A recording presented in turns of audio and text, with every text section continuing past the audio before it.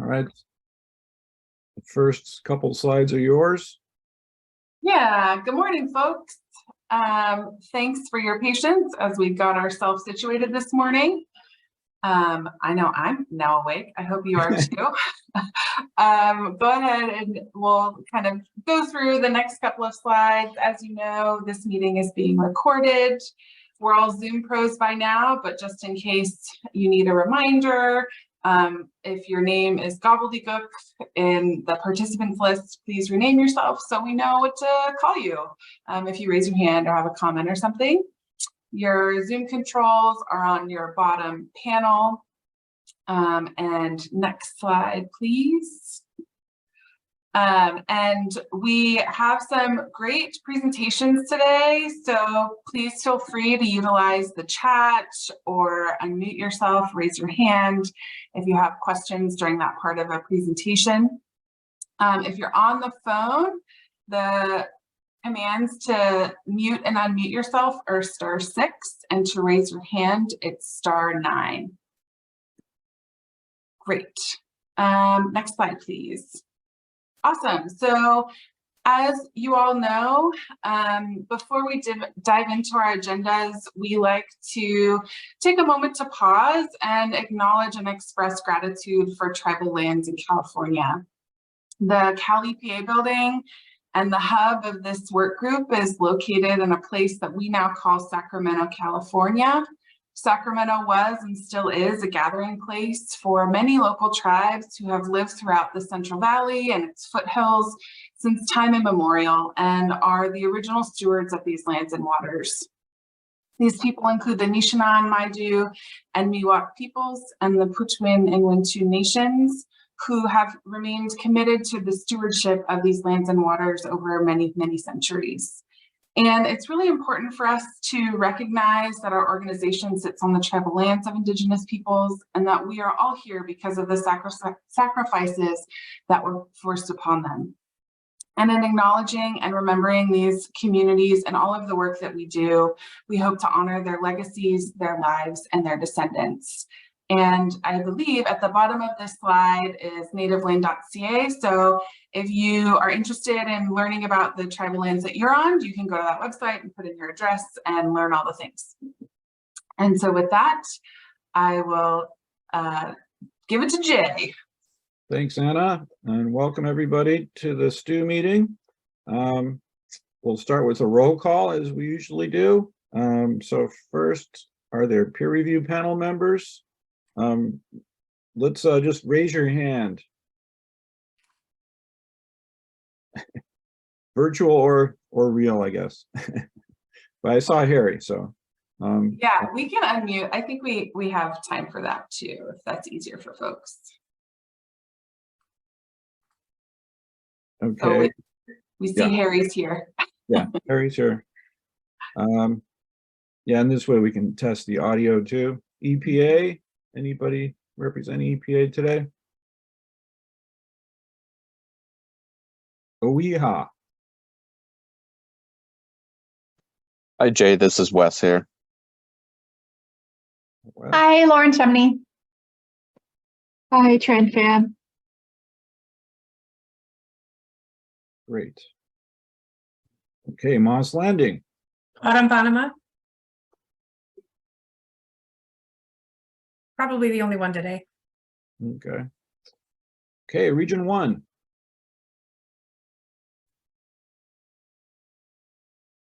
Mike Thomas.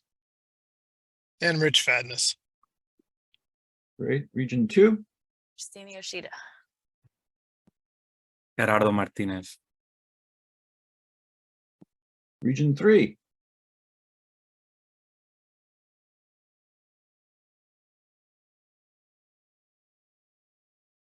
Okay, not hearing anybody.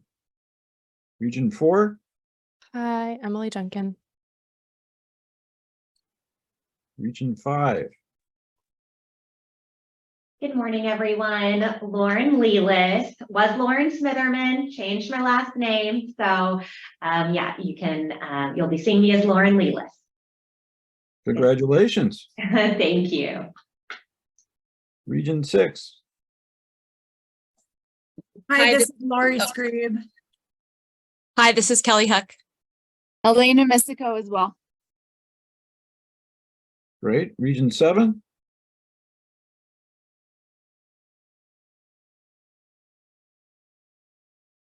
Not hearing anybody.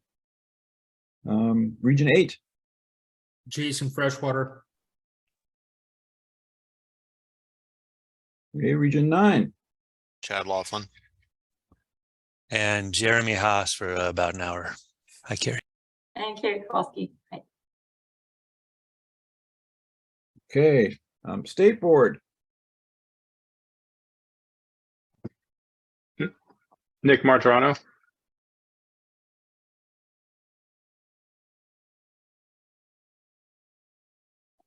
People are usually afraid of stepping on each other's toes. So let's start with Division of Water Quality. Anyone there?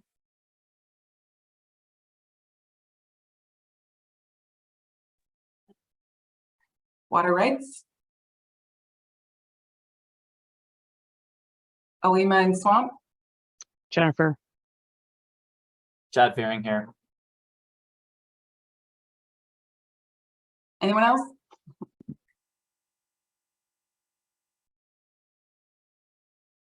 Okay, tag back in, Jay. All right, and Nick already introduced himself as a State Board, but he's with the Monitoring Council. Any I stepped other on my own toe. Monitoring Council reps? This is Peter Vroom representing the water supply sector. Great. Okay, if we haven't called off your group yet, please add your name and affiliation in the chat box. Has anybody done that already, Anna? Is there anybody in the other category that we know of? Yeah, we've got Joanne Kaufman from Biomonitoring California, Owen from Vacaville Utilities, Kelly Chen from Biomonitoring California, Grace from Bureau of Reclamation. Welcome, y'all. Miguel from SFEI. Everyone's here. We can get the party started. I didn't call off SFEI. But yeah, we need Miguel. He's giving a good talk later. All right. So the agenda for the day, it's kind of a short meeting. We'll do our usual round of quick updates. Then we'll have a presentation on AB 762 by Angie Norda. We'll talk about the sampling plan for 2024.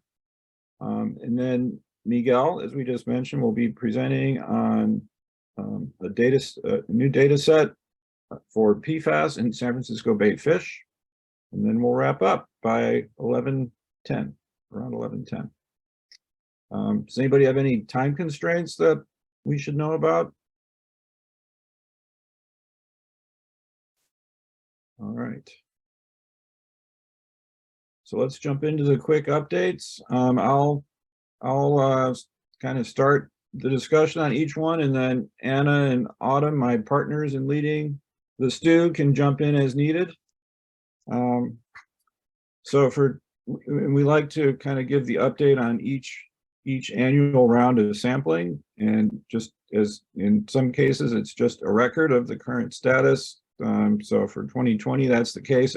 This entry hasn't changed, but 2020, we sampled 12 zones for the coast. There's a cruise report. There are some data remaining to be processed that we're waiting on. And our plan is to write a report on this data and data from the rest of the coast in 2025. 2021 Bass Lakes, there's also a cruise report. We're also waiting for some organics data.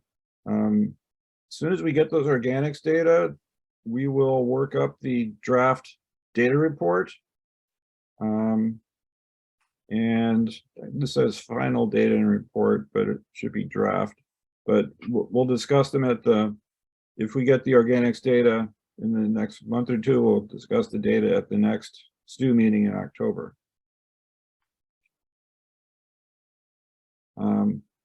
Thanks to Autumn for providing some slides from the field. field team shot these, I presume. 2022 monitoring, we did realignment monitoring, rivers monitoring, and there was some Central Coast monitoring with regional project. All the mercury data are reported. In your organics data are pending analysis and reporting.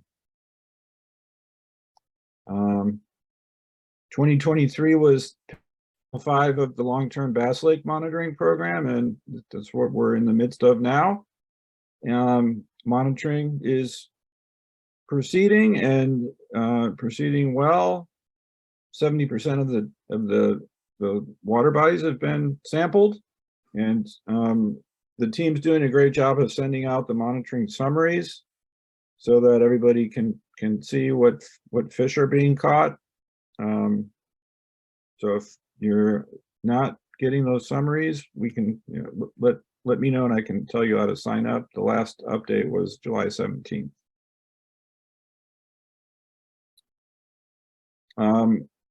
And I'll let you take the next one. Yeah, so just a reminder that next year we're going to be talking about the bioaccumulation monitoring program's long-term priorities, and we want to hear from y'all. So there are a couple of templates to help get juices flowing and to start conversations amongst yourselves, the regional boards, or with our partner organizations and our tribal government partners. I'll talk a little bit in more detail about this in October to kind of like set ourselves up for next year. But essentially, each meeting we're going to hear from you about your priorities and have some conversations around, how we should go about making decisions moving forward to set our monitoring plans for the next, 20 years. So that's what that long-term monitoring priorities assessment item is. Great. Anyone have anything on TMDLs? Harry has a question. Yeah, Harry. Yeah, I had a couple questions back on your first part of the update. On the earliest samples, we go back another slide. Oh, here it is. So 2020, I think in the notes that came with the agenda, the holdup was on some PCB analyses by Axis, and the samples have been in since March of, over a year. And there was another problem with organics here in the 2021 Bass Lakes report. I was just wondering if that's an ongoing issue with Axis. Is there a lab problem? I can answer that. Hold on. Hi, Harry. What's happening actually is, excuse me. It's my understanding that data have all been produced. They've been analyzed. It's just a matter of getting it into the appropriate templates. And I know that Jennifer Salisbury and Tessa Foget are working with Babcock, who's the intermediary contract, and they're working to get those data in the appropriate format. There were some, in 2020, things were weird, obviously. And those samples weren't actually submitted until I think 22. So they haven't been sitting there for 3 years. So I know it appears that the onus is entirely on the lab, but a lot of that has to do with just the inability to send samples for various reasons. So they sat here at our lab for a while. Okay. And on the 2021 report, will there be a draft coming before the October meeting? Is there a schedule for when you're going to send out a draft report? Yeah, that's the intent. As long we just need to get the full data set in house at SFEI, and then we can write that full report. It'll be a draft that will go out before the meeting, so we can discuss it at that meeting. but, you know, assuming we get it in time for that. Okay, thanks. Good question, Sari. Okay, so back to any TMDL updates.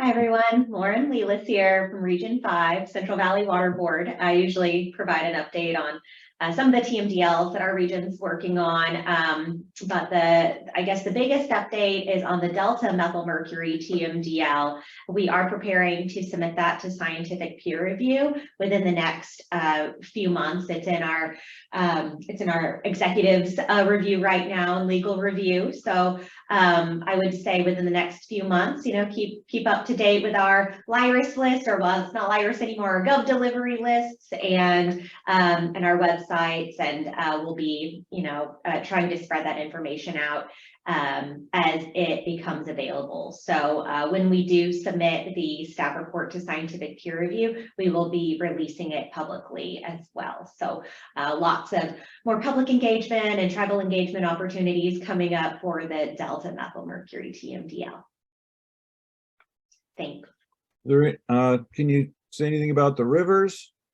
That's kind of, it's flowing, but it's yeah, it's really taken a back burner because of the Delta methylmercury TMDL, and we're kind of pairing the development of the TMDL or potentially a larger control program with a Central Valley mercury strategy. So that's kind of in the works too. But you know, since 2020, we've had some staffing issues and just a lot of priority shifts. And I'm also working on a tribal beneficial uses project for our region. So a lot of that has taken up my time to focus on those priorities as well. So no rivers TMDL to, you know, to give an update on.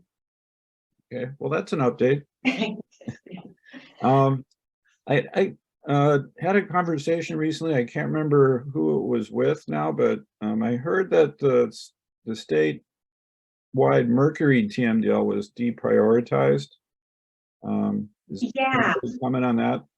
Well, I think we're just going in a little different direction, but I do believe that state board is going to be releasing some sort of more public announcement on that and that final direction. So after we submitted that document, Region 2 and Region 5, to scientific peer review, the state board kind of took on that more of the leadership of that project. So I'm going to kind of leave it up to them to provide the final, you know, the final say on what's happening with that. But I do know that they do intend to communicate that status publicly at some point.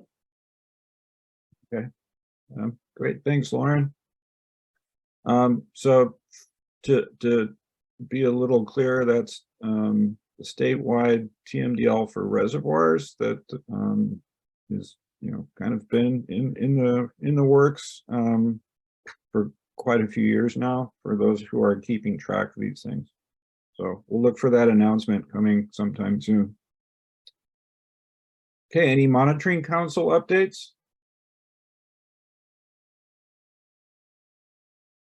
Sorry, yes, the main update that I have is that the scheduled meeting for September 7th has been canceled due to various reasons, and instead we're going to regroup in December 14th for an in-person hybrid events down in Southern California at Squirp, where we're going to attempt to focus on mainly the ocean acidification observational data, but also some other topics that may be of interest. So we're just working to coordinate that. Many people are on vacations during this time of year, so just got to regroup. But that's the current plan at this time. Sounds good. Thanks, Nick. Yep. Okay, new advisories. Anna does a good job of keeping an eye on these. These are the ones that have come out since our last meeting. So the slides will be available, so you can you know, follow these links and get more information on anything that's in the hypertext, like these items? Hi, Jay. Just another update on our advisories. Lake Kiyamuka will be coming out next week. And we also just published a document which describes our process for prioritizing water bodies for advisory development, a little bit that I talked about in our last STU meeting. Great. Thanks, Lauren. Anna, I'll let you take this one. Yeah, I just wanted to give a shout out to Chad Laughlin and partners in Region 9 who recently published a paper that you see here, and to remind folks that this and many other resources are available on our literature webpage. So if you happen to have published a paper or you find something that's very interesting, feel free to shoot me an email and I can get it added to our page. And then the next two items are just save the dates, I guess, for upcoming conferences and meetings. So the California Lake Management Society, or COMS conference, was announced, I think, earlier this week or late last week, and registration is open for that. That's in October. And I know we're the bioaccumulation folks, but gotta do a shout out for our bioassessment work group. They have their annual meeting scheduled for November 6th and 7th. The link that's provided is the place to go to get more information. Right now, this is the information. So the website's being updated, but more will be coming soon. Great, thanks, Anna. And then there's, I'm going to give some other updates on San Francisco Bay, but we also welcome any updates from other people on the call. But while you're thinking about that, I'll talk about some interesting things going on in San Francisco Bay. One is a project funded by EPA that is being led by All Positives Possible, a community group, community organization representing a disadvantaged community in the Vallejo area. And we're partnering with them on this to help them do a fish monitoring project. Fish monitoring is one element of a multifaceted overall project. They'll also be doing a lot of training and education of community members, gathering some consumption information. But fish monitoring in their area is a key component of the project. And we're gearing up to sample in September. We'll be sampling at 4 locations. And we're doing something very similar to what we do in the RMP for other stations that we monitor in the Bay. I'm looking at similar target species. Looking at mercury, PCBs, and PFAS. So it's further expansion of the data set on PFAS. And there's two components to the sampling effort. One is the traditional sort of effort where we have a contractor that's going to go out and collect fish from a boat with nets and hook and line, variety of methods, similar to what Moss Landing does, but Moss Landing wasn't available for this. But then there's another part that's more pioneering and interesting, where we're going to have community members collect fish. We're going to train the community members how to do it with good, clean techniques.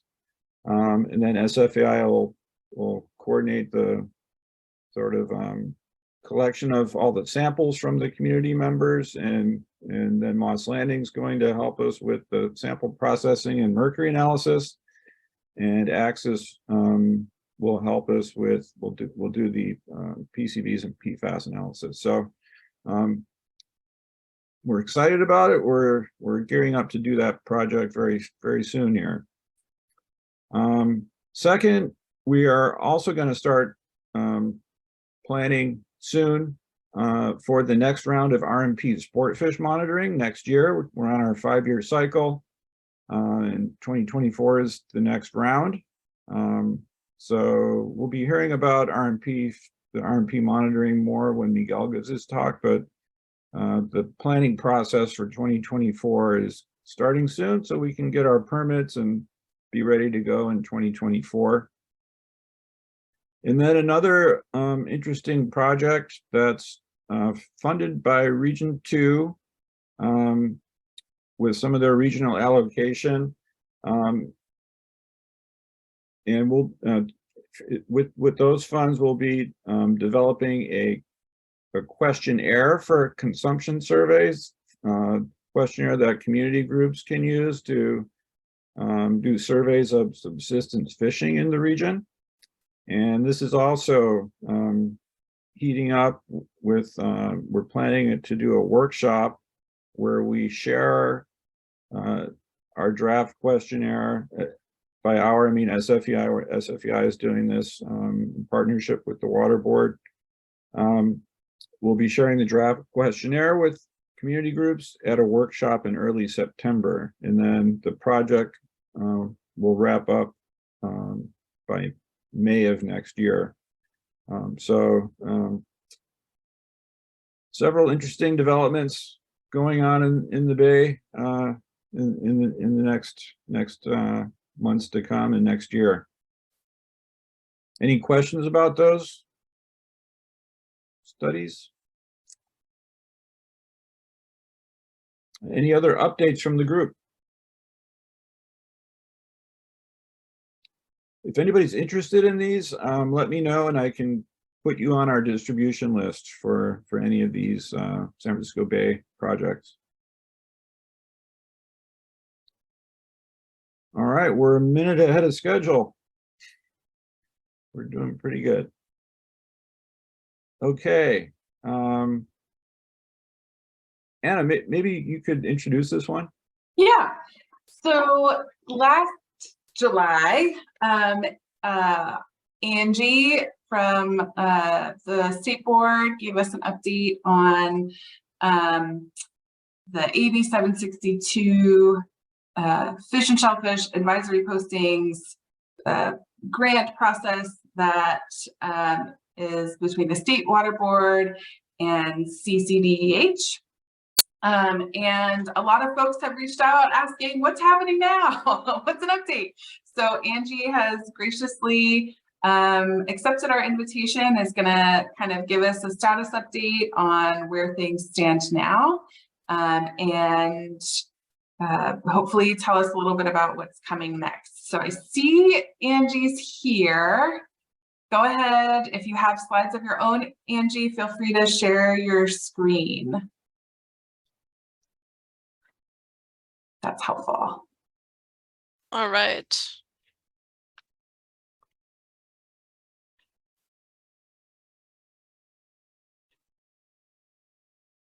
Awesome. All right, we'll see if that worked. All right, good, good. How was that? It looks great. Okay. Take it away. Great, great.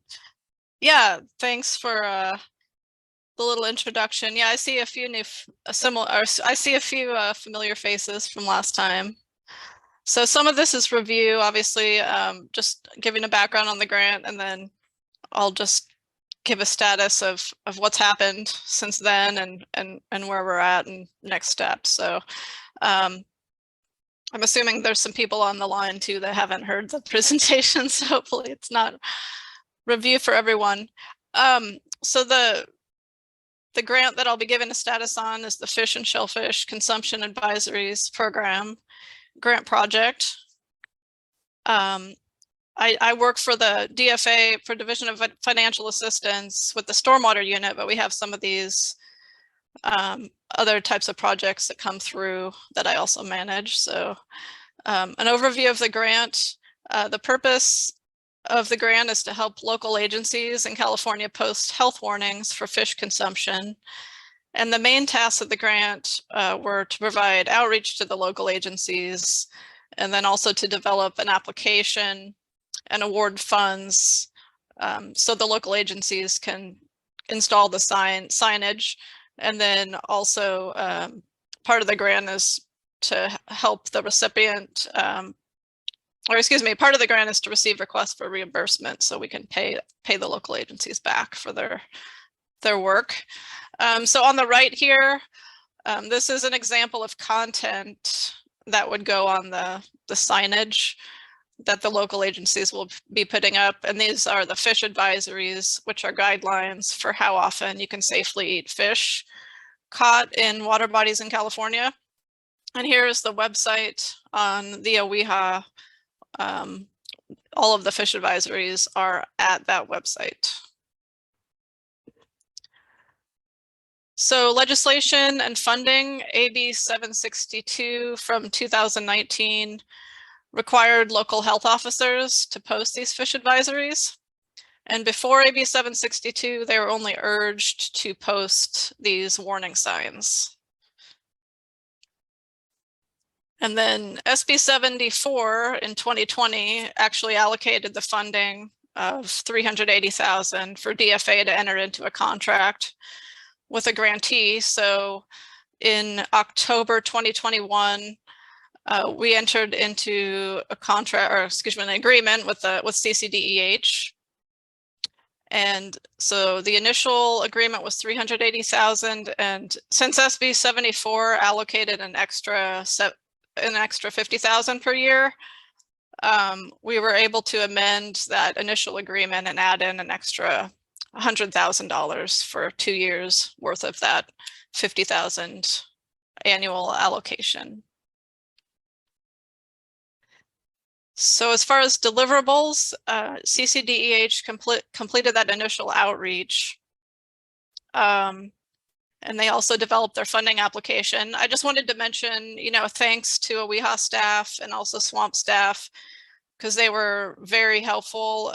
We all coordinated with the grantee to develop some of this initial outreach and the application, and also the scoring criteria that CCDH ended up finalizing. So thanks again, and I'm sure we'll still be in coordination quite a bit as the grant project goes on.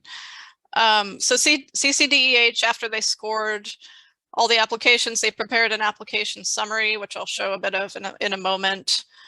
And then they sent all the award notifications out last February. So I put up this slide just to show, the top portion of what CCDH came up with for their summary document. So it shows the agencies, it shows each agency and what their eligible amount was from their application.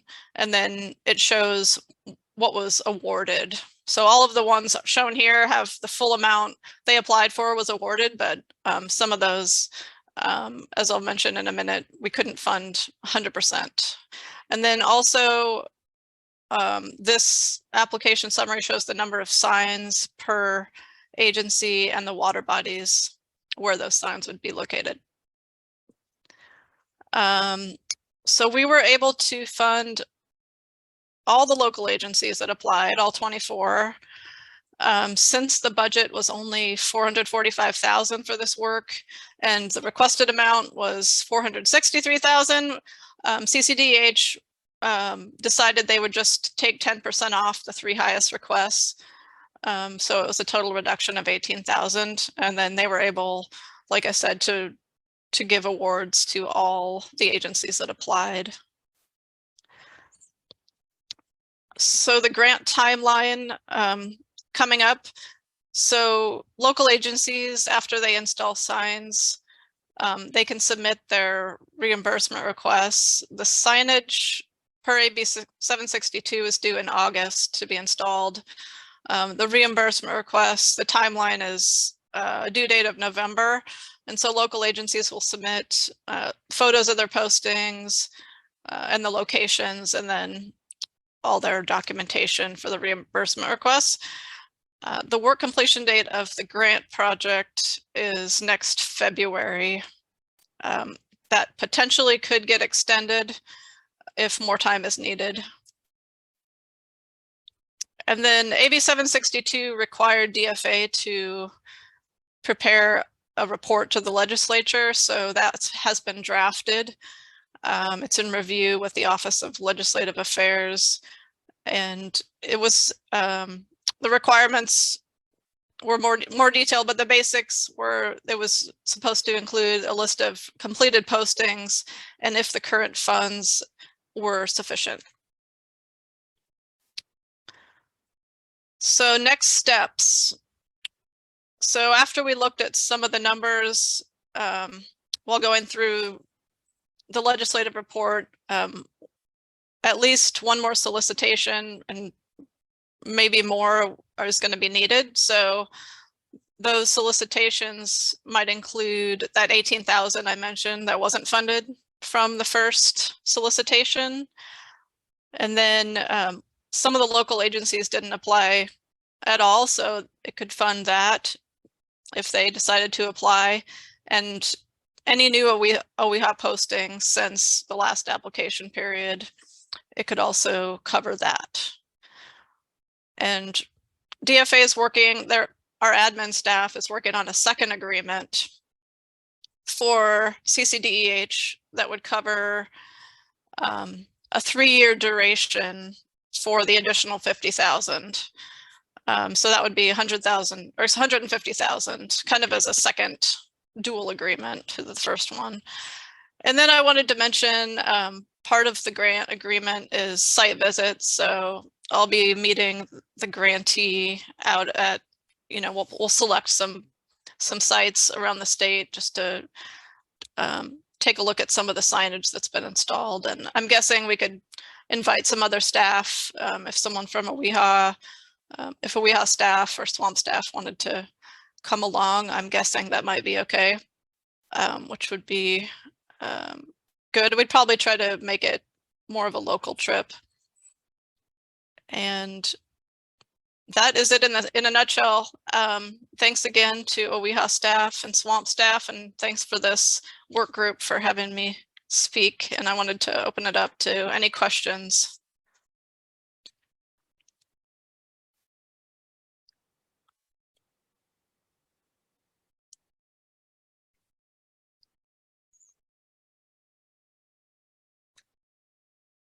Yeah, go ahead, Chad. So I was wondering, AB 762 requires that the locations of the signs be determined in conjunction with the regional board and CDFW. So is that something that you expect will happen up when the grant funding is distributed to the grantee? Because it sounds like they had already identified a number of signs, so maybe they have an idea already, but I'm asking because we haven't been consulted at all yet for anything. Oh, I see. They were, it was part of the application documentation for them to sign when they submitted the applications that they had coordinated with everyone. So hopefully they, I mean, maybe they didn't contact you, I'm not sure, but we kind of left that on the applicants and to certify that. I think there's another certification. There's some other certifications as part of the reimbursement requests. And I need to double check that. I could get back to you on what those entail. Okay. I'd also be interested in finding out who didn't apply for the funding, so we could follow up to make sure they do still do the postings. Oh, okay. All right. Yeah, I could send you the list of, I could send you the application summary. You could see who applied and then compare it to who didn't apply or. Okay. And I was also curious, do you have a general idea of like what % of the listings were, or not listings, what % of the advisories, site specific advisories, are getting funding versus what % didn't apply for funding? We don't have that we don't have that information. There were 24 local agencies, or as far as local agencies, 24 of what, the 62 or so applied. So that's about half. As far as advisories themselves, I'm not quite sure. Got it. Thanks. Mm-hmm. And then and just to follow up to Chad's question, instead of like emailing individual people the list, will it be posted online somewhere? Because I know I'd also be interested in seeing it, and I'm sure a lot of folks would be interested in seeing, you know, who applied and where there are going to be new signs, because that's pretty exciting stuff. Right. The application summary I can send out to you if you want to distribute it to everyone. So can I post it on our website? Oh, sure. Okay. Yeah, it's public information. Yeah. Okay. But there's no like webpage on your end that has like documentation that y'all are making accessible on the website, or is it up to me to publish all your stuff? We don't currently have a website for the program. That's what our management hasn't directed that task. Okay. And it's not part of the grant agreement for CCDEH, although it's not a bad idea to suggest that be. There is going to be a website where the legislative report's going to be posted, so it's going to be it could be a good landing pad for some of these other documents. Yeah, that'd be great. Yeah. Mm-hmm. But yeah, if you send it to me, I can post it on our page in the meantime. Okay. Cool. Thanks, Angie. Mm-hmm. Any other questions from folks?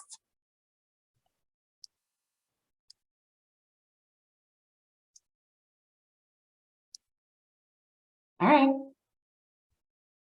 Well, thanks for giving us an update. I think Jay was talking, but I didn't hear him. Yeah, sorry, I was on mute. Yeah. Yeah, I'm curious about something. Something that came up when I was somewhat involved in development of signage and posting a bunch of years ago was whether the signs persist or not. There was concern about signs getting, you know, damaged or removed. Is that something that's come up as part of the discussions with this project? Yes, it's we had the communication with OWIHA that they'd had some vandalism on some signs. All of our grant projects require anything that's installed to be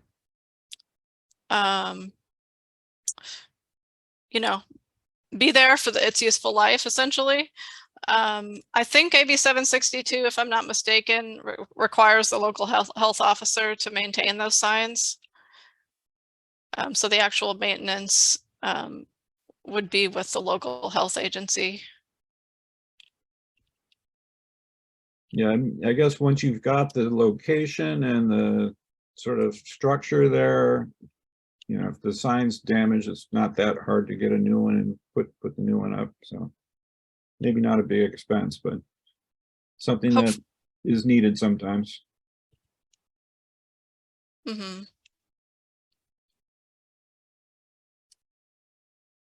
All right. Any other questions? Okay, thanks a lot, Angie. All right, thank you.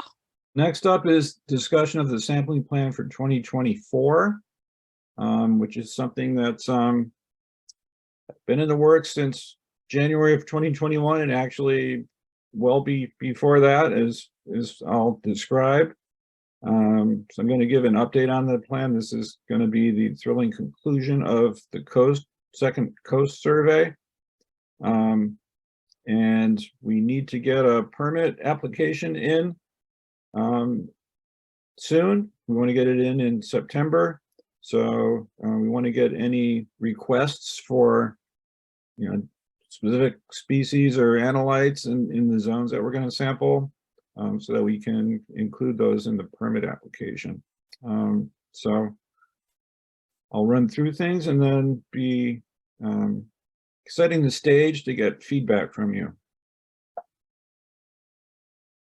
Okay, so in these slide decks, I like to kind of document things pretty thoroughly for both for your benefit and mine. Sometimes I have to refresh my memory on things like this coast survey, which is stretching over 6 years now. A refresher going further back to the first round of the coast survey. We did that in 2009 and 2010. And swamp report came out in 2012. And there was a fact sheet. I'm showing the fact sheet here, and mainly showing this figure to show the map of the stations that we sampled, the zones that we sampled for this project. But this is the mercury map, and the high proportion of red dots indicates the widespread extent of mercury problem concentrations throughout the coast. North Coast had a very high proportion of stations that were above the 0.44 part per million no consumption threshold for the sensitive population. Central Coast also had a bunch, and even in the South Coast, there were zones with levels of higher than that. So mercury was, as across the water bodies, mercury was a big concern. So now going forward to round 2, we began on this in 2018, and we initially thought we would be able to complete the survey in 3 years, but pandemic and budget issues and contract issues caused us to spread things out over more years. The sampling plan was written in 2018. And this sampling plan covers the entire statewide survey, so it's still the plan that we're following, and that's in place to guide the work that we're going to do this year or next year.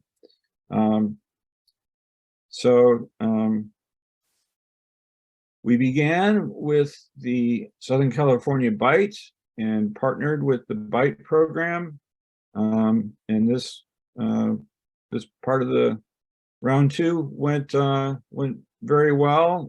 We got a nice report published by SWRP in 2020, and then a journal publication in 2021. Karen McLaughlin was the lead author on these reports and did a great job. So in 2018, we covered the BITE, and we were also able to do some Central Coast stations. And then over the ensuing years, we sort of pieced in sampling when we could. So in 2019, we did a few more zones, including Humboldt Bay, which we fit in 2019 because we wanted to have it timed synchronously with the RMP sampling, because an example of a special request was to sample or measure dioxins in samples from Humboldt Bay, and we were able to do that efficiently by piggybacking on RMP dioxin analysis. So we did Humboldt Bay in 2019 to allow that coordination, and then we also did a couple of zones around Santa Cruz. And then in part 3 in 2020, we were able to do 12 zones that were in the Central and North Coast. And showing here on these maps with the arrows, the 12 zones that we sampled. There's a cruise report, and this goes back to the quick updates for 2020, where we have the cruise report, but we're not going to report on these data until we have the whole data set for the entire coast in 2025. So part 4 is 2024, thrilling conclusion. This photo is it's kind of gloomy, but it's very recent. I took it this morning when I was walking my dogs in the Half Moon Bay zone. So what we want to mainly talk about today with that background is what's happening in 2024. These are the remaining zones that haven't been sampled yet. There's the southernmost one is on the Monterey coast. Then there's a few in region 2, and then a lot of zones in region 1. So this is the list of the zones that we're are remaining and that we're planning on sampling. And that you know, if there are any additional requests for information from these zones, we want to get that information from you now. A summary of the sampling design or refresher. We have this is a kind of a simple summary. There's more to it than this, but we've got sets of primary target species for the different regions, the North Coast and Central Coast, and they're different on the outer coast and in bays and harbors. And this kind of for the coast, it's more of a regional design. Unlike the lakes and the river stations, where there are different water, they're separate water bodies with separate advisories. The advisories for the coast are regional or even statewide, and our design is similarly regional. With in general, we're not having specific variations in the different zones. Although, as I mentioned, for Humboldt Bay, we did have that request to do dioxins.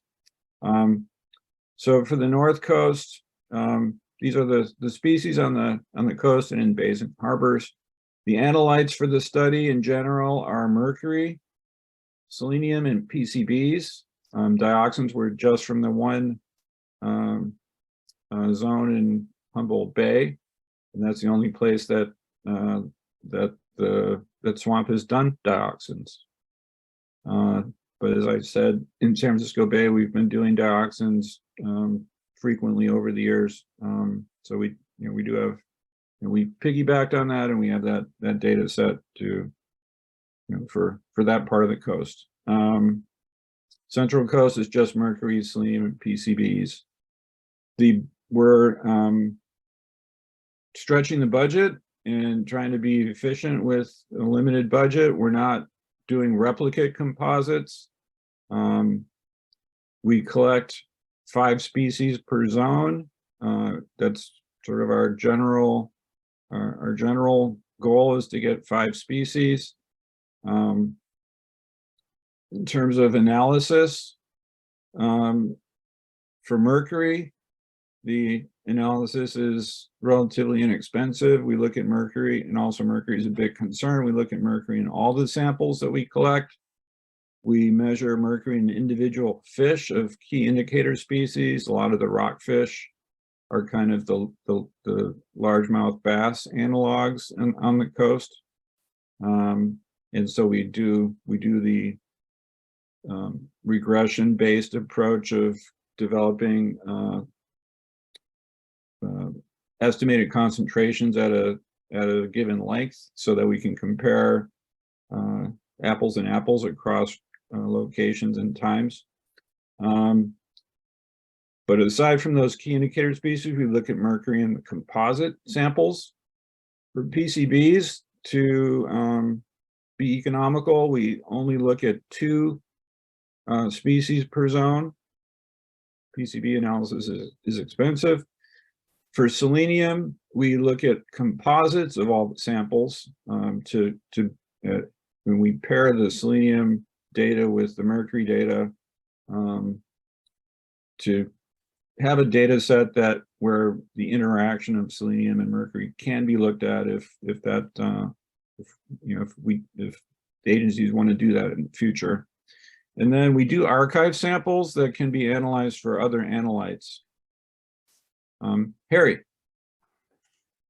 A question about the selenium composites of all samples. So that's across species, so everything gets composited together?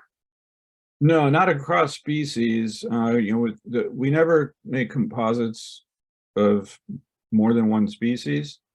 But what that's referring to, the mercury is done for some samples on individual fish, and then for other samples we make composites. We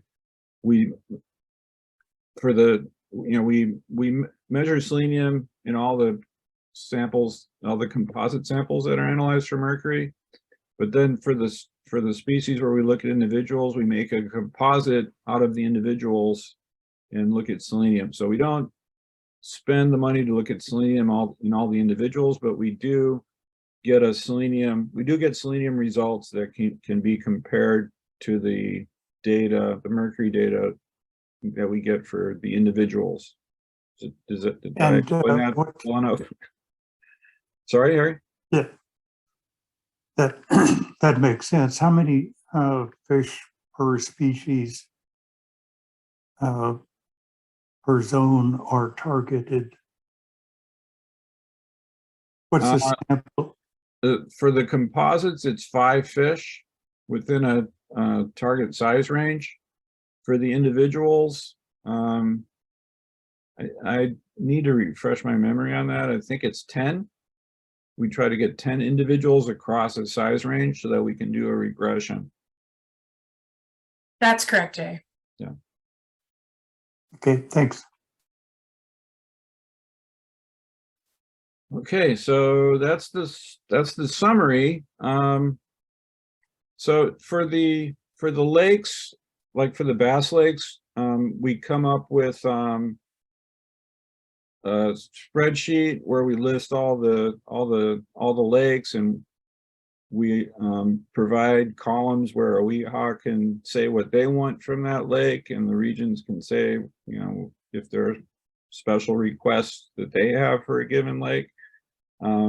We haven't done that in the past for the coast, because the design is more constant across all the zones. I could do that, but the main thing is, this is these slides and the sampling plan outline the general design, and these are the zones that we're going to sample. So we want to find out if the regions have any special requests for these, and if you do, do you need anything? Do you need that kind of spreadsheet to fill in, or OEHA? Do you have any? Do the regions or OEHA have any special requests? And is it good enough to know what this list of zones and the general design, or would it help to have a spreadsheet like in a Google sheet that we fill out? In the past, we haven't had a lot of special requests for specific requests for specific zones, but we're open to that, and want to make it easy for you to provide your requests. So do you have any feedback on how we do it, or like whether you think you'll have special requests for for these zones for 2024? Jay, could you just go forward one slide to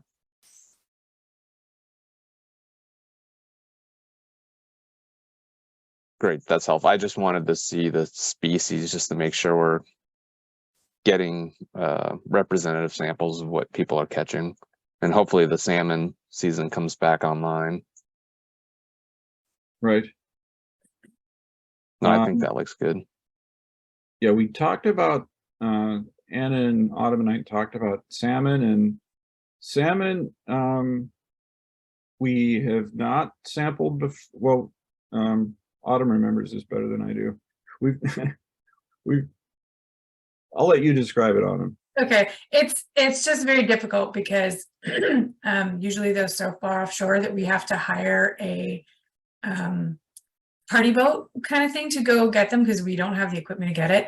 And I don't know if any of you have ever been on a party boat, but their job is to get you fish, even if salmon or what you're targeting isn't there. So it's really difficult to get the captain to actually target the species that we want to target. And so And of course, you know, the salmon season in the last couple of years has been really poor. And so it's extra effort to get salmon, and, you know, just realize that we may not get it. Just, you know, and the same thing with all of these species. You know, Jay's asking for requests for species, but, you know, ocean fishing is totally different than lake fishing. And as you know, even in the lakes, we can't always get what people request. And so in the ocean, it's even more, I don't want to say sporadic, but because once you find a school, you can usually get them with different equipment. But, you know, we're likely not going to get all of the target species, is what I'm trying to say. Yeah, and regarding the target species, these are the primary target species. There's also a long list of secondary targets for each of these strata. Basically, you know, the list is long, and whatever's out there, we've got the leeway to collect, to get to the point where we've got samples for 5 species. Right. Before we get to Rich's question, I also want to point out that getting permits for some of these may be difficult, especially for things like salmon, because you know, sometimes you get the not only the state has to permit it, but also the EPA, feds, or NIMS, or whoever it is, has to sign off on the permit. So you know, we may run into things that we're not allowed to take. So what Autumn and Anna and I, the conclusion we reached and want to suggest is that we don't include salmon because it's a lot of extra effort, and also when we have looked at salmon in the past, they have low levels. So we, you know, that would be the expectation, that we don't see. I mean, they're a good choice for consumption. Maybe, you know, I'd be interested in knowing if we would find it valuable to have more information on that, and whether, you know, maybe it's worth the extra effort if we can actually sample salmon. So I'd be interested in hearing about that. Yeah, I mean, we're at least getting the salmon that run up to spawn as some indication.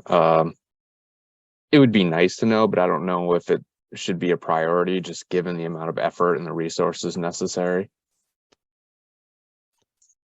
So I didn't really have a question, but a comment. I thought, didn't we, it's a number of years ago, say 10, 12 years ago, do hatchery fish? I mean, when they came up and spawned, and we did sample them, right? And so we had results from that.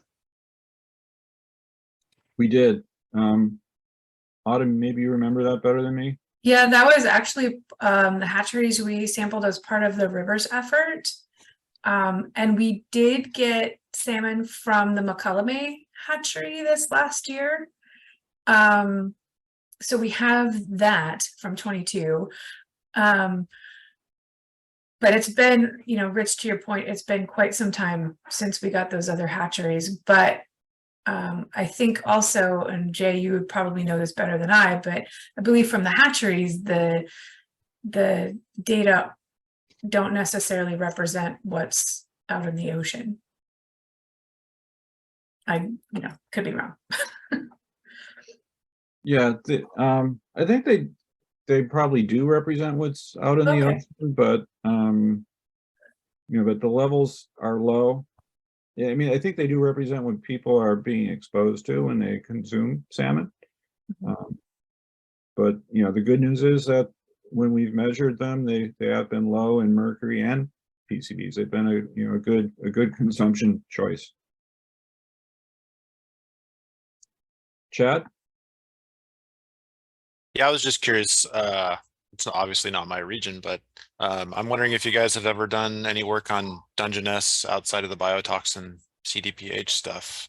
It's a huge recreational fishery up there. We have not.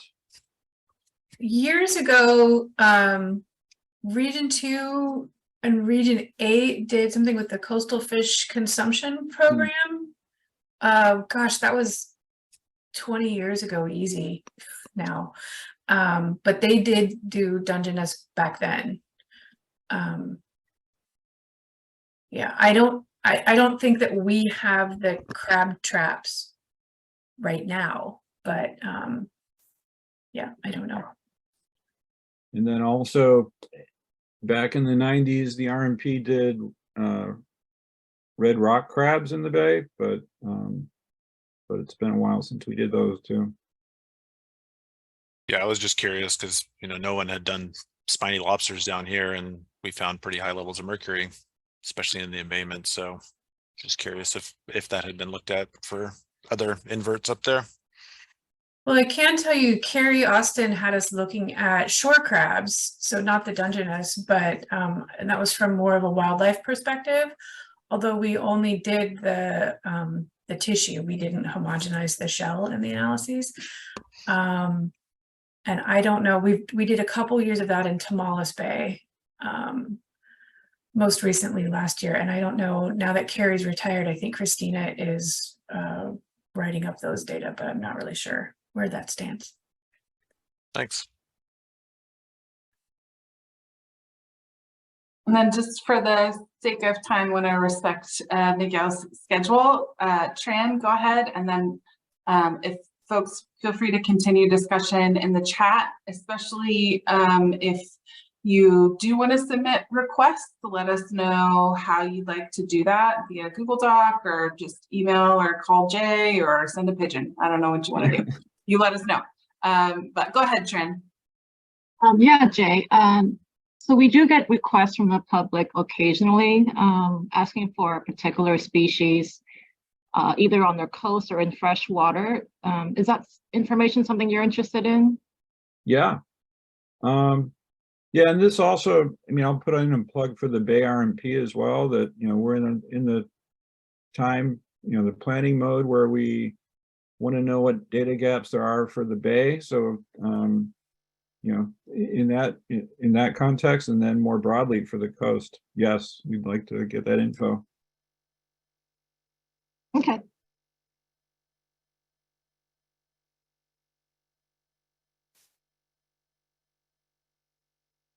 Great. Well, again, if you've got requests, let us know, and, you know, whatever we can do to make it easier for you to get us the information, we're happy to do. But otherwise, we're gonna, you know, forge ahead and submit the fishing permit application in September. Okay, so speaking of San Francisco Bay, we're gonna move on to one of the best data set on PFAS in fish in California, where we've been measuring PFAS in bay fish for 10 years plus now, and recently expanded the data set by using our archive samples. So it's a nice example of the value of archiving, and you know, how, especially for emerging contaminants, it can be really useful as we learn more and different chemicals become higher priorities. We have the ability to go back and build time series using our archives. So we do archive for swamp as well. So always keep this in mind, that there's potential to use those archives. Okay, Miguel, I'm gonna let you share your screen. Sounds good. Thanks, Jay. So Miguel is with SFEI. He's been the lead on this project to look at PFAS in some of our archive samples and combine the data from the archive samples with the data set that we generated, the limited data set that we generated when we did the whole study in 2019. Right. Thanks for the introduction, Jay. So as Jay mentioned, I'll be going through mostly to the 2019 PFAS and San Francisco Bay fish data set, but I'll go through some of the additional temporal trends that we were able to look at through having additional data from the archives. So I want to begin just by highlighting the importance of this data. So this is the Bay Consumption Advisory, which was recently updated in the past few months. And so RMP data has been used to inform this bay consumption advisory. This one is specific to sensitive populations, but we can just note the importance of continuing to do this program for so many contaminants. And as Jay noted, especially for the archives, we can go back when we know of other contaminants that may be of concern and try to develop a time series similar to what we're doing for PFAS. So thinking about RMP, sport fish monitoring, as Jay mentioned, it's one of the best fish monitoring programs anywhere. Really, we've been doing this has been going on for a long time, since 1994 at a variety of different sites. And so you can see on the map on your right, the different types of sites that we've looked at for sport fish. The most recent sampling year was in 2019, and up until 2009, sport fish sampling was happening on a 3-year cycle, and since then it's been happening on a 5-year cycle. So there's been 3 cycles since 2009. There have been various species that have been measured since 1994, with 16 measured in 2019. There's hundreds of samples. As Jay mentioned, there's just so much that goes on into collecting these fish and compositing them together. And there's been a variety of different contaminants that have been measured from these samples. But still, gaps remain. A lot of this is pretty specific to location, and still the data set is not as robust as we would need it to be to make strong conclusions. Related to PFAS, fish monitoring has been more recent than overall RMP fish monitoring, largely due to PFAS coming out further to the forefront in the last decade. PFAS monitoring for fish in the RMP began in 2009, with these particular sites highlighted in purple here as where we've looked at PFAS in fish before. Most recently in 2019, they were done at these 6 locations. Looking at 5 species, roughly 111 fish were collected, which totaled to 16 samples. And overall, even though this was a great effort, 16 samples isn't a ton to tell us about the bay, and still gaps remain. And so more recently, we were able to fund a further project looking at the archives to help bolster up this data set that we have. So in 2022, we did a fish monitoring update, and this included an analysis of 57 archive samples from sampling years since 2009 from 10 different bay locations.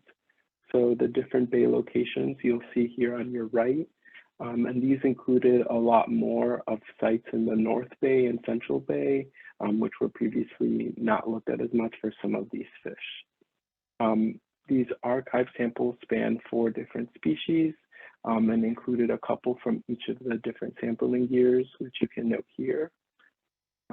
This new analysis included the targeted method for 40 PFAS, which is EPA method 1633. In previous sampling years, a different method was used, and so really something that's interesting about this data set is that this is an analysis of the different combined data sets from these different sampling years. So there have been a variety of analytical methods. So in 2009, we only measured about 15 to 18 PFAS, if I remember correctly. In 2014, it was roughly the same. And then in 2019, we got to 33 PFAS, which I think is the most similar to what we did in this sampling year, which is why I'll focus on that data set in particular. And again, just noting that I'll be focusing on the 2019 samples, which we had an additional 22 samples added from the archives. So going straight into the data, what you're looking at here overall is the average sum of PFAS by species and location in the 2019 data. So I'll walk you through what this graph is showing. Here on the top part of the x-axis, you'll see the different locations that the different location names that were monitored in the bay. Just below that, you'll note the species of the fish that was monitored. Then on the y-axis, you'll see the PFAS concentration measured in ppb wet weight. And you'll note that each of the individual PFAS are highlighted in a different color, which is noted here on the right. Overall, the addition of more archives did show a lot more variety in the types of PFAS that we were detecting. We're seeing more PFCAs, which are these long chain perfluorocarboxylic acids that are common, have been commonly detected in fish. We're also seeing a predominant measurement of PFAS, which is this large green color here. And again, something that has been shown in a variety of different places that is a predominant contaminant in fish. In addition, we're also seeing a lot of PFOSA, and this is another PFAS contaminant that we've also seen in previous studies, but is being seen consistently throughout bay fish. One of the other interesting points here is that the SF waterfront site was pretty different compared to most of the other sites. What's interesting is that these sites were added as part of the archive, and so the particular analyte detected here, 7,3-FTCA, is a new analyte added with the 2022 analysis. And so it's interesting to see that in this site, 7,3-FTCA is typically a PFAS precursor and a breakdown product. And so I can't specifically say where this might be coming from, but it might be some other larger PFAS polymer, something along those lines that could be breaking down in this area. So again, this is just, there were 3 samples that were measured here, and all 3 samples showed similar profile, but I still think we would have to get a better understanding of what's going on here. Another thing to note on this graph is that across the different species, especially for those where we do have measurements across various sites, we are seeing that the South Bay sites have the highest detections. And so that's been something that across other matrices of measurements of PFAS, we've also seen, and it's something also that makes sense as this area tends to be more wastewater and stormwater influence than other sites in the bay, as well as it has lower hydraulic residence times compared to other areas.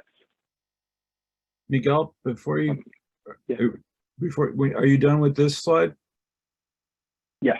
Okay, before you go on, I want to mention artesian slough. The group will notice that we have largemouth bass there, which is a freshwater species. Artesian slough is a sampling location right below the City of San Jose wastewater treatment plant outfall. There's a weir there that separates freshwater from the bay, and we collect the freshwater species above the weir. And so this is kind of a worst case scenario location for wastewater influence. And we see high concentrations there. And we, in 2019, this was the highest concentration. It was also the location with the highest concentration in 2014. And in 2014, we collected largemouth bass again. The levels were even higher. And then we also got some striped bass from that area, and they were also elevated and with about the same level as largemouth. So it's an interesting kind of worst case scenario for wastewater influence, and that's where we've seen the highest levels. Thanks for that, Jay. Yeah, so these wastewater, this site in particular, artesian slough, is one where wastewater influence is a big impact.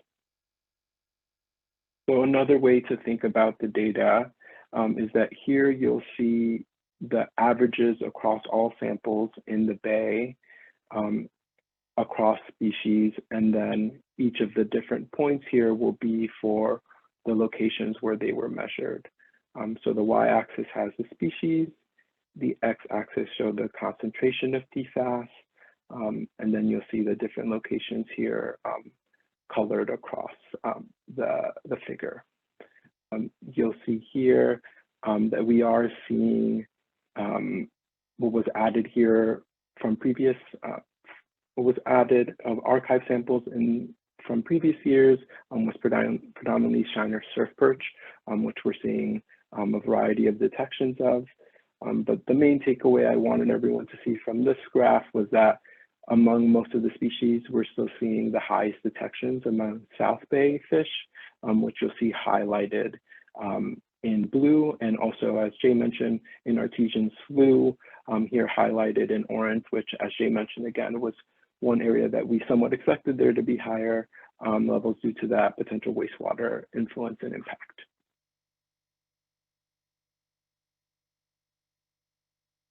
So when thinking about advisory levels for fish related to PFAS, often other states have looked at PFAS concentrations as kind of the main guide. And so I wanted to focus in on PFAS concentrations in this data set as well. What you're seeing here is the limited data set from 2019 without the addition of the archive samples. So this is just the original 16 samples. And here you'll see a similar graph to the one I presented before with the species on the y-axis, the concentrations on the x-axis, and then you'll know the different locations in scatter points across the figure. One important thing to know is that California itself does not have a threshold, and so we've been using the lowest thresholds we can find across the states. And so for us, that's been Massachusetts. And so Massachusetts has a fish action level at 0.2 ppb.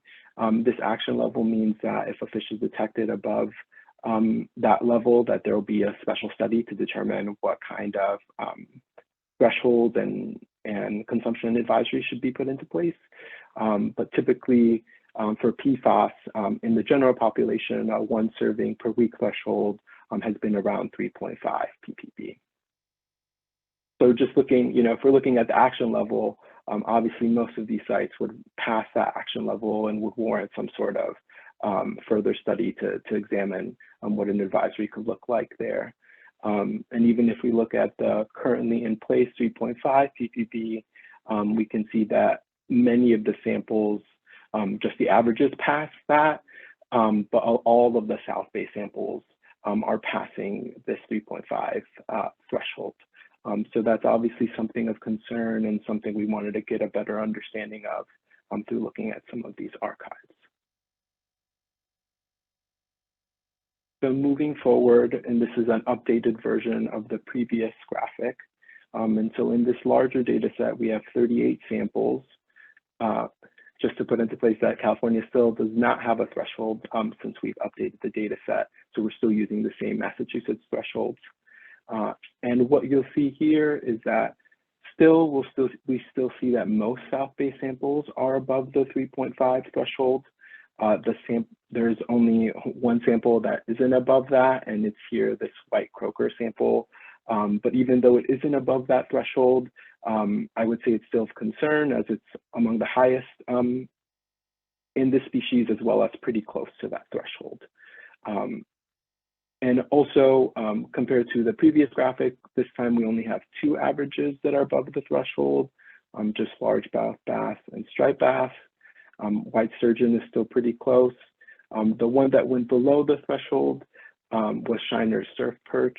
And this was because of a large amount of the samples that were added were to Shiner surf perch and were from sites across the bay, not just from the lower or from the South Bay. And so that added a greater variety to that average. And so as you can see, there are a lot more samples here compared to the previous figure, but still those South Bay sites still stand out as being pretty high, and even more so now that we've seen other sites that there's still a concern there for PFAS in particular.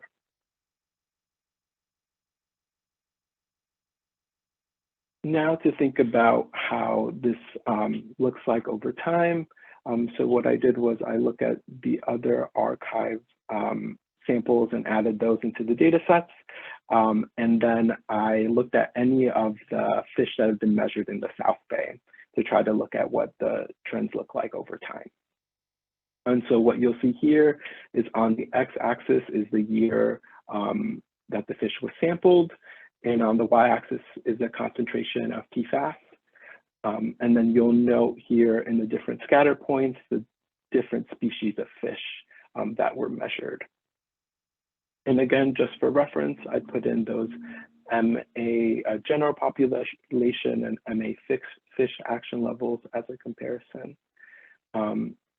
And again, you'll note that most of these samples are above the fish action levels, and there's 3 here that are not, and these are 0 points here. But as I noted a little bit previously, the sampling methods have really improved over time for PFAS. And so when in 2009, when we first measured for PFAS, the actual method detection limit was around 5, which is right around here. And so even though these are 0, you know, I would not necessarily say they might have been 0. We just had high method detection limits at the time. So they could be a little bit higher.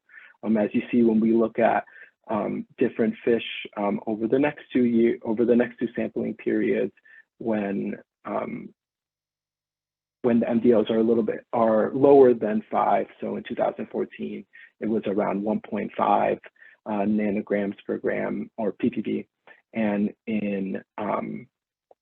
and it was even lower in 2019. And so we're still seeing that that PFAS is likely was here. We just didn't detect it. Even so, we're still seeing that PFAS is likely persisting over time in the South Bay, which is something of concern. And also, from all of these samples, 81% of fish sampled since 2009 have been above the general threshold of 3.5 ppb.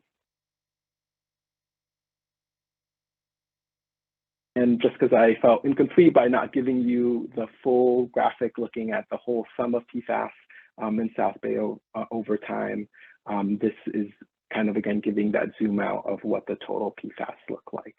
And so compared to the previous time, we're seeing, you know, levels in some fish get pretty high. Here we're seeing these white croaker in 2014 near 30 nanograms per gram, which is pretty significant. And so there are some, obviously some points of concern for specific fish. And also we can see that the averages over time are staying, you know, somewhat consistent, somewhere here between 8 and 10 ppb in the South Bay. So again, these are clearly elevated compared to what we're seeing in other parts of the bay. So some key takeaways, just even based on this limited data that we do have collected since 2009. Obviously, we are seeing PFAS are in bay fish at levels that are well above levels that have been established by other states. And also it appears that in the South Bay, the highest levels are being detected and they're likely persisting over time. And so working through finalizing my analysis of the data, and expect to have a draft report in October, and preparing a manuscript with all of the data, and hope to have that prepared by January 2024. Some future directions, and some of this has been mentioned by Jay throughout the meeting, so I'll keep it somewhat brief. But we have the beginnings of a good monitoring program. We're doing more pilot monitoring of prey fish this summer. So that'll be, and it'll be for PFAS, so it'll be a great addition to see how that compares to what we have in these sport fish samples. We're continuing to do more sport fish monitoring in 2024. Also, we're doing an increased focus on groups with high consumption rates. So as Jay mentioned, we're doing work with all positives possible to help monitor fish in Carquinez Strait. And we're also helping develop a survey questionnaire for subsistence fishers in the bay. I did also want to take time to just thank everyone who helped work on this project. I came in at the very end helping with these archive samples, but in 2019, or the 2019 samples and the resulting report helped me a lot when I was working on this. So I wanted to make sure to just give a shout out to everyone who worked on that as well. And if you have, and if you want to know any more information, please feel free to take a look at any of these sources. In particular, anything RP Sportfish related, please reach out to Jay, as he will be able to guide you on anything there. But I really appreciate your time, and if you have any questions, I'm happy to answer them.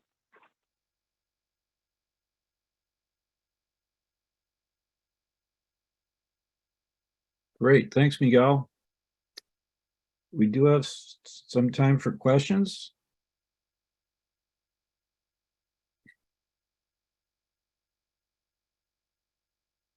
If nobody has one, I have one for OEHA. A couple of years ago, when we published the report on the 2019 sampling, there was, I forgot exactly where I think there was an Estuary News article where I think Susan told them that OEHA was, and I forgot the exact wording, but thinking about a PFAS threshold. Can you give the latest status on that, Wes or Lauren? Sure, I can. We're still looking at data at that time. Some of our conclusions were, our position was that a lot of the species that were high in PFAS were already do not consume, at least for the sensitive population. We do keep monitoring the PFAS levels, and this adds a lot of good data for our internal analysis. So the current status of that right now is it's still in development consideration stage. The one question I have regarding the sort of increased concentrations in the South Bay, is there any way to model or get a better idea of how localized or not localized those species are? I mean, I know the sturgeon have some migration. I'm not so familiar with the white croaker in the bay. Yeah, the white croaker move around quite a bit. And so we generally don't use them for looking at spatial patterns. I think it's possible that they show some broader regional variation like they seem to show here. Another species that's kind of in a similar boat is striped bass, where we know that they move around quite a bit. But our data for mercury and for PFAS have shown, sturgeon similarly have shown some regional variation, particularly high levels in the South Bay. So it does seem like some of these species, they do vary in how much they move around, and some of them may spend more time in the South Bay, or maybe the contaminant accumulation is just so high there that when we catch them there, they do show elevated levels. So that's kind of a quick summary, but we do have more information like that in the RMP reports. Talking about like interpreting the data in light of fish movement. Okay, that's useful, and also considering the half-lives of PFAS in the fish would be interesting to think about.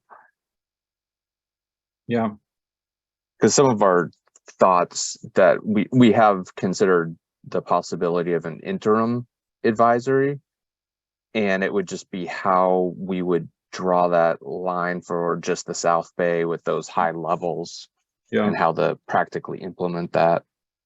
But we have other similar advisories for like the Laurentian Channel, but those levels are so high that it's do not consume for everything. Right. Well, happy to talk more about the data with you if whenever you'd like to. Great, maybe that's something we'll pursue. That would be interesting to get more of the biological input or data information. And then we'll, we'll have what we hope that OER continues to be part of our planning for the next round of bay sampling. So we can, I'm sure PFAS will be something that we spend some time talking about when we design the next round. Excellent. Chad. So my question, I guess, is pretty simple. I'm assuming these were all collected swamp bog style, so they're fillet, or maybe for the shiner surf perch, they're without the head and the guts. Is that right? Exactly, yeah. Okay. Any plans to do whole organism? Or is that more of a realignment, future realignment question?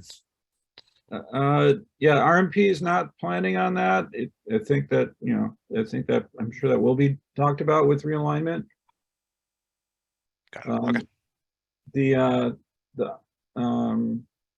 RMP has done some skin on and skin off paired analyses of white croaker over the years, and so we kind of quantified the difference, and there's with skin on, the levels are like 50% higher in croaker, but we made a decision to go to the skin off fillets to be consistent with the OEHA advice 10 years ago or so, after we did the paired sampling for a couple of rounds.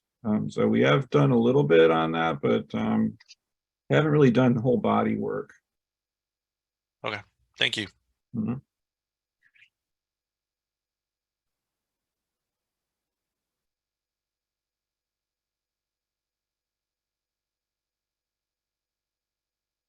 All right. So, and can't see all the chat. No, it's mostly just me.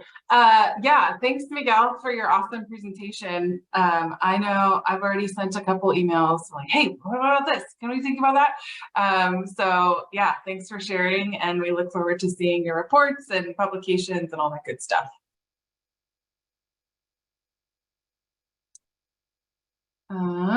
Cool. So I guess I will take us home if folks don't have any other questions for Miguel.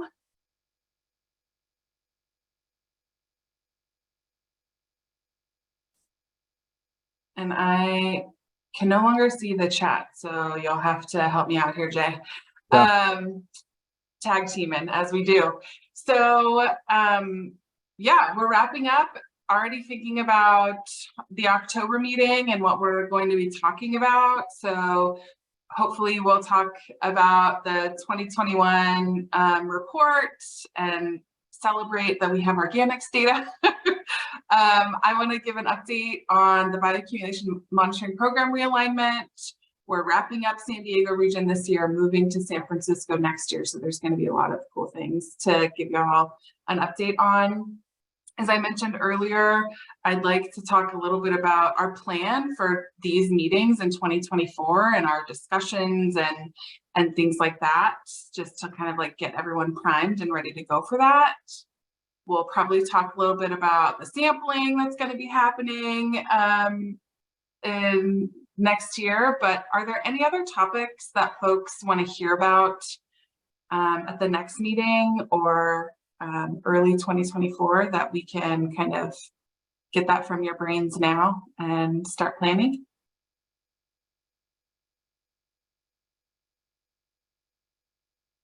And it can be like, a swamp item, or we like having guest speakers, so we can think outside the box a little bit. Throw the box out the window. We don't need no stinking box. Cool. Well, if you think of anything, let Jay or I know. And I'm pretty happy that we have been able to get guest speakers based on your requests over the past year. So we are listening, and we will continue to do so moving forward. For quick updates, oh yeah, Lori. Oh, hi, this is Lori Screeb from Region 6, and I just had, I guess it would have been best as a quick update at the beginning, but just a little update on some work we're doing at Region 6 to share if this is an appropriate time, or Sure. Okay. Sure, go for it. Just before I wanted to get it in before we wrap up and leave the meeting, and just wanted to share that Region 6 is planning to do some sampling at Mono Lake related to some concerns from the tribe there. The Kutsadaka tribe had some concerns about radiation in Mono Lake, and so we're going to be working with them to try and sample water, sediment, and the kutsavi, which is the fly larvae that is the native food of the tribe there. The tribe used to harvest the kutsavi in such abundance that they would trade with other tribes even across the Sierra. And so they've raised some concerns about radiation in the lake, and we're working to follow up on those, and hoping to do that this summer. The larvae harvesting may occur in August this year. So we would be working directly with the tribe for that part, and then also collecting sediment and water samples. We've been working with the California Department of Public Health Radiological Branch to get some support, and they've offered to analyze the samples for us, which was really exciting because we were trying to figure out how we were going to fund that part of this picture. And we may be reaching out for some assistance regarding the sediment sampling that we're doing, because that's not something that we have a lot of in-house expertise and equipment for, and trying to figure out at what depth we need to sample sediments. And so kind of putting maybe a request out there, if there are folks in this group who have sediment sampling equipment that we might be able to rent, borrow, use, or if people are aware of places to get that type of equipment, I would appreciate any, we would appreciate any support or, pointing us in a direction if anyone has experience with that. So we're pretty excited about it, and also kind of it's pushing our limits a little bit of what we typically do in-house. So thanks. Cool. Thanks, Lori. Yeah, definitely keep us posted on that. Yeah. So action items, I guess if you know things about sediment sampling, email Lori, let her know for our quick updates. I didn't hear any other action items for there. Again, because we didn't have a break, I wasn't able to update our slides like I usually am sneaky and do. For the Angie's presentation, she's going to send me the document, the summary document, and I'll get that posted on our meetings page. I'm also going to see if she can send us her slides, but if not, we'll have the recording, so you'll be able to see her presentation again. For the sampling plan for next year, we'll send out a list or put it in the meeting notes or something for the Coast Round 2 locations in the next week or so. And since we didn't have any like visceral reactions to really wanting Google Docs or pigeons or whatever, I guess just email Jay your requests and he will compile those. Please send them as soon as you can, no later than September 1st. We're having to do a whole new permit this year, so it's going to take a lot longer and things like that. So the sooner we get your request in, the better off we'll be. Jay will work on developing a draft monitoring plan that we'll send out with enough time to discuss before the next meeting, and we'll button that up and be ready to go for next year. Keep an eye out for the reports and documents that Miguel's putting together for the PFAS study. And then I am out later this week, but I'm planning on getting the meeting notes and the recording and everything posted as soon as possible next week. So those will be headed to your inbox if you're on our email list, and will be posted on the meetings page. And as we mentioned every time, if you have speaker or topic recommendations, we want to know about it and get those folks to the stew to have them part of our community. And I think with that, did I miss anything in terms of action items? Yeah, Harry? Back on item 2. Yeah. Was there a plan to have a draft report on the The 2021 lakes. round 4, panel 4? Yeah, as soon as we get the organics, Jay's chomping at the bit, ready to write that report. We're just waiting on the organics data. So as soon as we have that data in hand, Jay will write up a report and send it out. We don't have a timeline on when we'll get the organics data at this point. So we're just kind of waiting. On hold, okay. But yeah, that is an action item. As soon as we get the data, they Yeah. get the data and then write up the report. Yeah. Thanks. Terry. Anything else that I missed? I don't All think right. so. Oh, there's a slide that may be hidden. Our next meeting is in October, on October 18th, I think. Oh no, it's up here. So yeah, well, our meeting is still scheduled for October 18th. You know, we block off 9:30 to 12:30, but just as we did today, we'll shorten the meeting as needed based on the agenda. As Nick mentioned, the September 7th council meeting has been canceled, so stay tuned for December with the hybrid. And I think with that, have a great rest of your summer, and we'll see y'all in October. Thanks, everyone. Thanks, everybody.